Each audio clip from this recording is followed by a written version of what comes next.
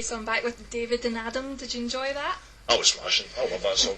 So I was just Just thinking. reminds me I can't afford a ticket to football right now. What would you say to someone who was totally for the Union and against independence for Scotland? I'd ask you what your evidence is, to be honest. Don't ask me. I'm not. No, That would be my first question back. Would be, But of course, David, you would ask one what one's evidence was if you were British. I probably would, but I'm no British, so I would ask you, what is your evidence, mate? But that's the thing we're up against all the time, is we're not getting evidence-based arguments coming back. You know, people are talking about we're too small, etc. You know, like Switzerland's too small, as we all know. You know, Of course, I know. well, Iceland's got 600,000 people. No wonder it's not independent. yeah. It's about the size of, well, in fact, that's smaller than Glasgow, That's isn't it? right, it's definitely, independent, you know. And there's always Liechtenstein. Liechtenstein, I love Or that place. Andorra. Aye. San Marino. Indeed, San Marino's skint, isn't it? That's So yeah, we get this. We don't know what we're doing. We wouldn't know how to work the controls, as it were, you know, because we've never done it before. Okay, away you go. You know? Yeah, away you go, because what Scot stands and puts down his own country to his countrymen. I mean, grow yourself some pride. Yeah, pride. You know, who would stand and put down their country? It makes you sick.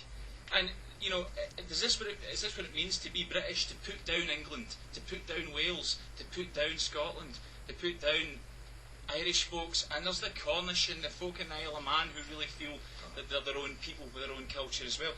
It's being British, putting down all the constituent parts and stopping them being themselves, you know. Can people not still be British and feel Scottish though? Well, Can we not just be a nation within a state? And I understand what you're saying there, but see, to me, just personally, I'm so Scottish, there's no room for anything else.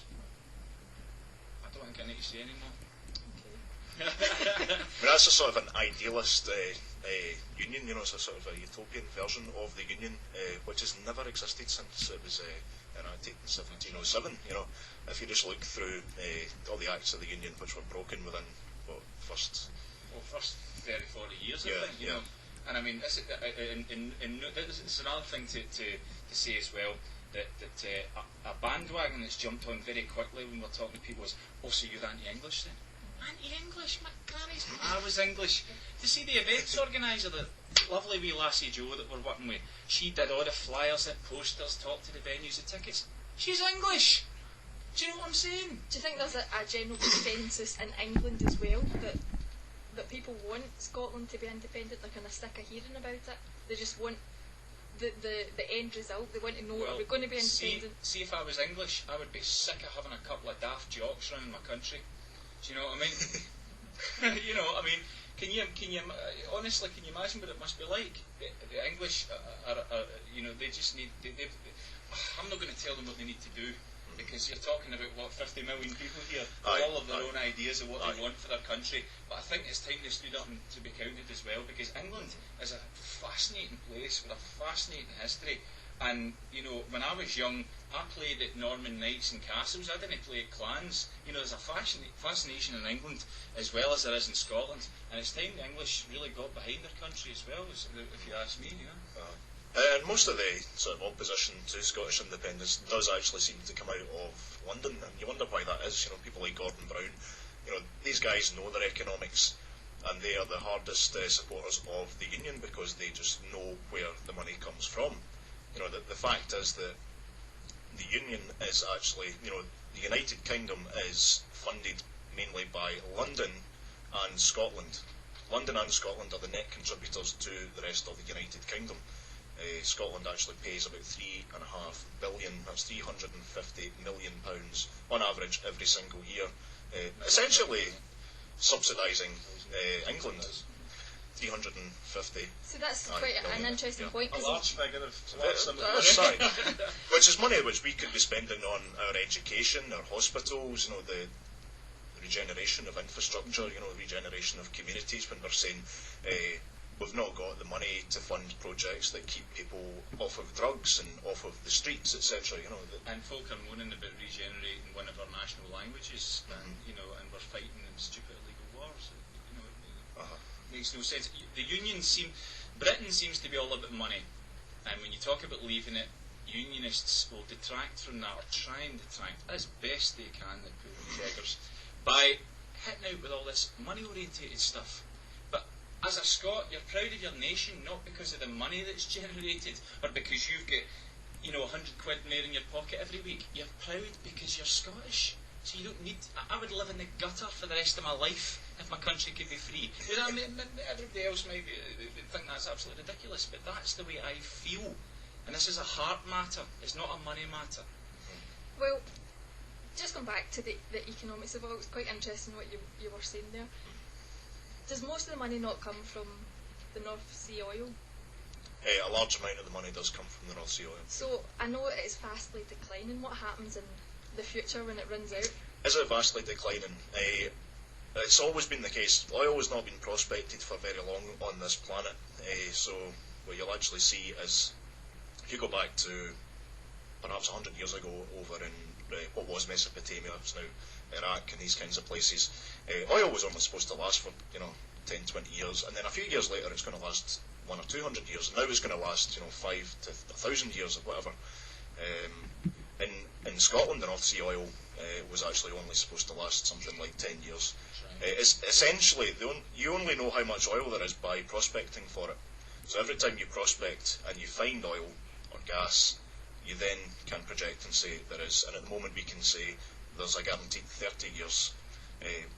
If you actually look at the scale, we're probably talking something more along the lines of 50 or perhaps even more. But and that's plenty of time to start getting infrastructure in place for renewable energy. When you think about when people come over to Scotland, they go, this place is beautiful. And the weather, guys, how do you put up with it? But what is weather? It's wind. We've got waves. We've got power all over the place. We might not have much sun, but we've got wind and waves. And we're never going to have a hosepipe ban in Scotland. I'll tell you that. This is it. So there's time. There's time to get the infrastructure in place. And I mean, at the end of the day, instead of sending all our people across the water as we did 150 years ago, let's keep people here. Let's bring talented people in. Let's start building something really incredible. It's a journey we're on, and it's already started. And if anybody wants to get on board, you just need to turn a corner and you'll find a path that you can take and help Scotland along, because it's all happening. And failing that, you can come along on the 6th. Do you want to give us the details? Certainly. We're calling it Independence Day because we feel that, like many other nations across the world, we should be able to celebrate our Independence Day. What better day to do it than the 6th of April, the anniversary of the Declaration, and we're calling it a celebration of Scottish culture. It's a reading of the Declaration of Arbroath with a variety of live traditional Scottish music, and we've got pipers, we've got fiddle players, we've got Lowland pipe players. Myself will be playing with a band, we'll be doing some old Gaelic standards with a folk rock twist, something a wee bit different. All sorts of things going on. The tickets are £5 on the door, or you can buy them from Sloane's in Argyle Street or Oxfam Music on Byres Road, and if you buy one there, you just had something on about Oxfam a minute ago, £1 will go to Oxfam from the ticket price, and we're hoping to be able to donate to them a wee bit more as well if we get anything left over once we've paid the artists and the hall hire. It's a strictly non-profit night. Everything that we're taking on the door goes to paying for everything that we've done to get the night on the go. So and just to clarify as well, I mean, you don't have to believe in independence to come and celebrate this day of Scottishness. Well, this is it, you know what I mean? It's a day of Scottishness, so however you feel about that, however you feel that should be expressed, come along and join us and meet people and just have a pure laugh and a bevy. Do you know what I mean? Can I just give you the Bebo address? It's your normal www.bebo.com/Suir Alaba. Now that's Gaelic for Free Scotland, and it's SAORALBA. More in time with Archie. Trying to remember that. Okay, thank you very much for that, guys. That was absolutely fantastic. Lovely to meet you, and congratulations on the award the other week as well. That has to be said once again. Thank you very much. Nice Scottish artist for you now, Paolo. Woke up cold one Tuesday. I'm looking tired.